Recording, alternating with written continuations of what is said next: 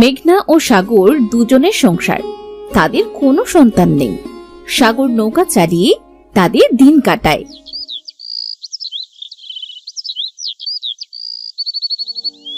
এই নাও, এই পান্তা ভাতগুলো খেয়ে তারপর নৌকা চালাতে যাও। আজকেও সেই পান্তা ভাত? কি আর করবো বলো, আমাদের যে রোজগার, সেই রোজগারে যা হয় তাই তো খাওয়া লাগবে। আমাদের অবস্থা নুন আনতে পান্তা ফুরায়, তাহলে আমাদের মাছ মাংস খাওয়ার চিন্তা করবে কি হবে বলো? কবে যে একটু বেশি টাকা রোজগার করতে পারবো, একটু ভালো মন্দ খেতে পারবো, তোমার কোনো ইচ্ছাই তো পূরণ করতে পারি না। বিধাতা কবে যে মুখ তুলে চাইবেন আমার দিকে। কি আর করবে তুমি বলো, চেষ্টা তো আর কম করো না। দেখো, একদিন ঠিক সুদিন আসবে, এইসব ভেবে আর কষ্ট পেও না। তাও আমারও তো ইচ্ছে হয় তোমাকে ভালো মন্দ খাওয়াতে পরাতে। আল্লাহ যখন তোমায় তৌফিক দিবে, তখন আমাদেরও সব হবে। আচ্ছা যাও, এখন নদীতে নৌকা নিয়ে যাও, অনেক তো বেলা হলো। আচ্ছা, তুমি তাহলে সাবধানে থেকো, আমি যাই।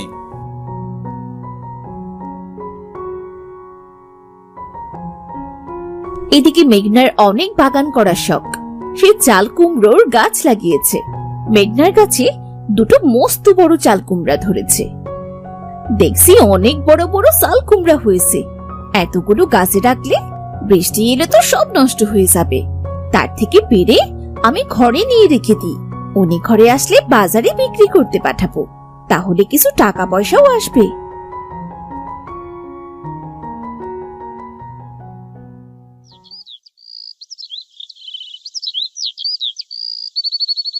তারপর সাগর বাড়িতে আসে। কই গো, শুনছো? একটু পানি দাও, যা গরম পড়েছে। আষাঢ় মাস চলে যাচ্ছে, আকাশে কোনো মেঘের দেখা নেই। মেঘনা সাগরকে পানি দেয়। সাগর এক নিঃশ্বাসে সবটুকু পানি পান করে, আর মেঘনা সেখানেই দাঁড়িয়ে থাকে। কি হয়েছে বউ, কিছু বলবে? হ্যাঁ, আসলে আমার চাল কুমড়ো গাছে বড় বড় দুটো চাল কুমড়ো হয়েছে। চাল কুমড়ো দুটো বাজারে বিক্রি করে দিয়ে আসো তো, তাহলে কটা বাড়তি পয়সা আসবে। বৃষ্টির দিনে মাছের মাথা দিয়ে চাল কুমড়ো খেতে যে কি মজা, আর আমাকে তুমি বিক্রি করতে পাঠাচ্ছ? আমরা আবার মাছ পাবো কোথায়? সে মাছের মাথা দিয়ে চাল কুমড়ো রান্না করব, তার সে বিক্রি করে দেওয়াই তো ভালো। হ্যাঁ, তাও তো ঠিক কথা। আমার খুব ইচ্ছা করছে জানো, মাছের মাথা আর চাল কুমড়োর তরকারি, সাথে গরম ভাত খেতে। হ্যাঁ, আমি তো জানি মাছের ঝোল ভাত তোমার খুব প্রিয়, কিন্তু কি করব বলো তো, আমাদের কি মাছ কেনার মতন টাকা আছে নাকি? আমাদের অভাবের সংসারে আবার প্রিয় অপ্রিয়, দুবেলা নুন ভাত পাই, এটাই অনেক। আচ্ছা থাকো, আমি তাহলে বাজারে যাই, কুমড়াটা বিক্রি করে আসি, তাহলে তো অন্তত কটা টাকা পাওয়া যাবে।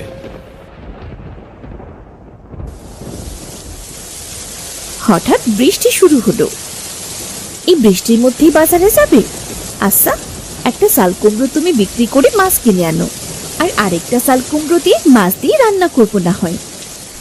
হ্যাঁ যাই, ঘরে বসে থেকে আর কি করব, চাল কুমড়াটা বিক্রি করতে পারলে কিছু নুন ভাত জুটে যাবে। আর যদি মাছ না পাই, তবে কুমড়োটাই না হয় নিরামিষ তরকারি হবে, কি বলো? আচ্ছা যাও, তবে সাবধানে যেও।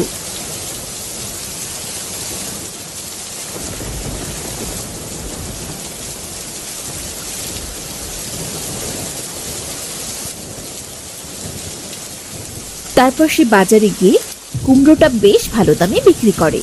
এরপর সে তার জেলে বন্ধুর কাছে গিয়ে সেই টাকা দিয়ে একটা মাছ কিনে আনে। বন্ধু, আজকে বাজারে মাছের দাম কেমন? বন্ধু, আজকে বাজারে বিক্রি খুবই কম। বৃষ্টির জন্য বাজারে মানুষজন তেমন একটা নেই। তুমি একটা মাছ নিতে পারো, তবে বেশি দাম নেব না তোমার কাছে। বন্ধু, আমার কাছে বেশি টাকাও নেই, তুমি এই টাকার মধ্যে আমাকে একটা ভালো দেখে মাছ দাও দেখিনি। আচ্ছা বন্ধু, এই নাও।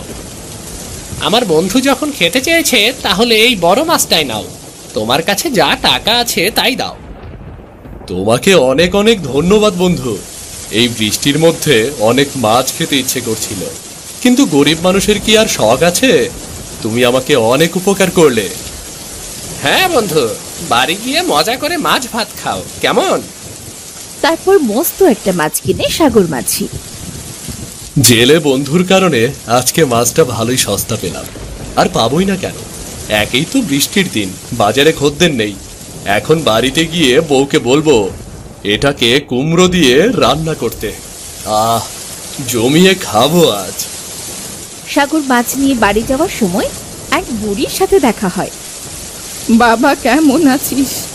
বাড়িতে মাছ কিনে নিয়ে যাচ্ছিস বলছি। হ্যাঁ বুড়িমা, ভালো আছি। তুমি কেমন আছো? হ্যাঁ বললাম, বৃষ্টির মধ্যে চাল কুমড়ো দিয়ে মাছ খেতে ইচ্ছে করছিল, তাই একটা চাল কুমড়ো বিক্রি করে মাছ কিনে নিয়ে যাচ্ছি গো। আমারও বৃষ্টির মধ্যে মাছ খেতে বড্ড ইচ্ছে করছিল। বৃষ্টির মধ্যে মাছের দোকানে গিয়েছিলাম, কিন্তু কোনো টাকা নেই বলে কিনতে পারিনি। বুড়িমা, তোমার কেউ নেই? তুমি কি একাই থাকো? হ্যাঁ রে, আমার তিন কুলে কোনো আত্মীয় স্বজন কেউ নেই। এখন বুড়ো হয়ে গেছি তো, নুন ভাত আর এই শাক সেদ্ধ মুখে রোচে না। একটু ভালো মন্দ খেতে ইচ্ছে করে, কিন্তু বিধবা এই বুড়ির কোচ কে রাখবে বলো তো বাবা? হ্যাঁ বুড়িমা, আমাদেরও একই দশা। একটু মাছ ভাত খেতে ইচ্ছে করে, কিন্তু টাকার অভাবে নুন ভাত খেতে হয়। কতদিন পরে যে মাছ কিনেছি তার কোনো হিসাব নেই।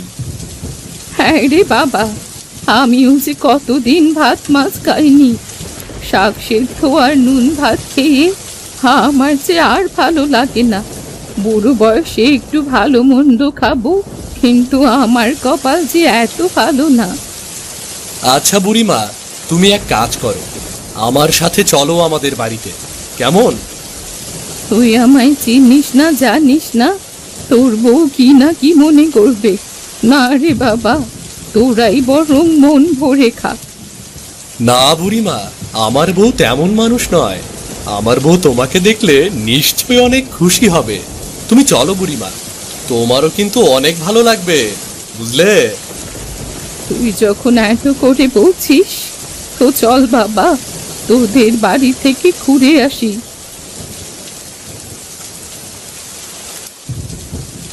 সাগর বুড়িকে মেহমান বানিয়ে ঘরে নিয়ে যায়।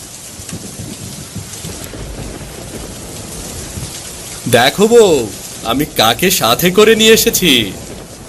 এটা কি? ওনাকে তো চিনলাম না। এই বুড়িমার কেউ নেই, তার কোনো আত্মীয় স্বজন নেই। তার অনেক মাছ ভাত খেতে ইচ্ছে করছিল, তাই সে বাজারে মাছ কিনতে গিয়েছিল, কিন্তু টাকার অভাবে কিনতে পারেনি। আমার সাথে রাস্তায় দেখা হলো, আমি তাকে সাথে করে নিয়ে এলাম। নিয়ে এসেছো, বেশ ভালোই করেছো, কিন্তু কি খেতে দেব? আমাদের ঘরে তো ভাত ছাড়া আর কিছুটি নেই।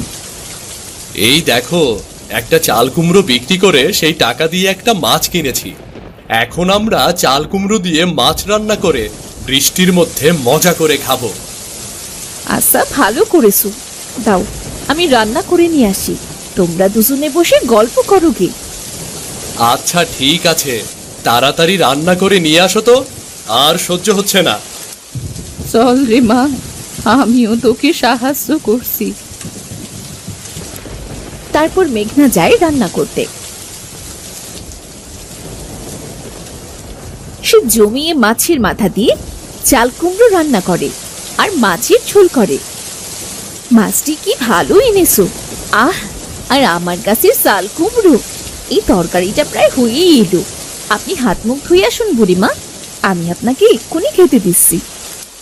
এই তরকারিটা নামিও না বউ, অল্প আছে ঢাকনা দিয়ে রেখে দাও। খাবার দেবার সময় হাঁড়িটা সামনে থেকে ঢাকনাটা তুলবে, দেখবে মাছের ঝোল দিয়ে ভাত খেতে কি ভালো লাগে। বাহ বুড়িমা, আপনি তো বেশ ভালো কথা বললেন। আপনি নিশ্চয়ই ভালো রান্না করতে পারেন। পারতাম রে মা, এখন আর শক্তি কোথায় যে রান্না করব। দুটো ভাত ফুটিয়ে খেতেই তো হিমশিম হয়ে যায়। আপনি কি চিরকাল একাই ছিলেন নাকি বুড়িমা, নাকি এখন একা হয়ে গেছেন? আগে আমার ভরা সংসার ছিল রে মা, মাছের ঝোল আর ভাত ছাড়া কারো পাত পড়তো না। কত পদে রান্না সে হতো আমার হেসেলে, ঘর ভরা মানুষ, কাজেরও লোক ছিল, কিন্তু নদীর করাল গ্রাস সব কেড়ে নিল মা। সকলে ছুটে গেল কষ্ট করতে, কেবল বিধাতা আমায় ফেলে রাখলো। দুঃখ করবেন না মা, যা হয় তা কেবলই কোনো না কোনো মঙ্গলের জন্যই হয়। তরকারিটা নামিয়ে রাখো বউ, তলা ধরে চাপেছে। কি গো, খেতে দাও, মাছের ঝোলের গন্ধে যে আর টিকতে পারছি না। পেটে ছুঁচোগুলো বৈঠক শুরু করে দিয়েছে গো। রান্না হয়ে গেছে, এই দেখো খাবার বেড়েছে, খেতে এসো।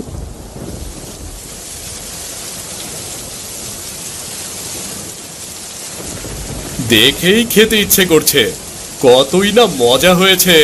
আহ, কতদিন বাদে মাছ খাবো। বুড়িমা, বসো খেতে, আর তুমিও বসো, আজকে তৃপ্তি করে খাও। হ্যাঁ রে, আমিও কতদিন বাদে মাছ খাবো, তার কোনো হিসেব নেই। ভাত আর শাক সিদ্ধ দিয়ে খাওয়া লাগে সব সময়। হ্যাঁ বুড়িমা, আজকে তোমার যতটুকু লাগে মন ভরে খাও। আচ্ছা নাও, এখন তোমরা তাড়াতাড়ি খেয়ে নাও দেখি, গরম গরম খেয়ে নাও, বৃষ্টির মধ্যে বেশি মজা লাগবে। তারপর বৃষ্টির মধ্যে তারা মজা করে মাছের মাথা দিয়ে চাল কুমড়ো আর মাছের ঝোল খেলো।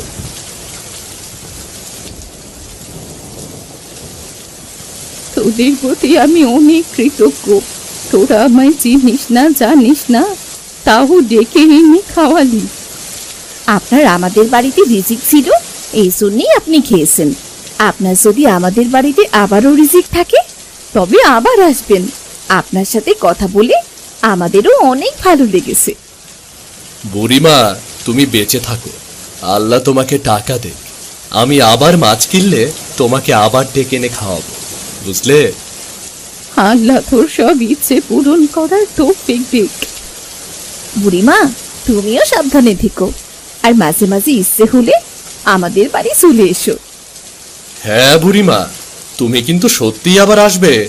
কে বলেছে তোমার কেউ নেই? তোমার তো আমরা আছি। তোমার ভালো না লাগলে তুমি আমাদের কাছে চলে আসবে। আচ্ছা তাই হবে, তাহলে আজ যাই, কাল আবার আসবো। তোরা ভালো থাকিস, আল্লাহ তোদের মঙ্গল করুক।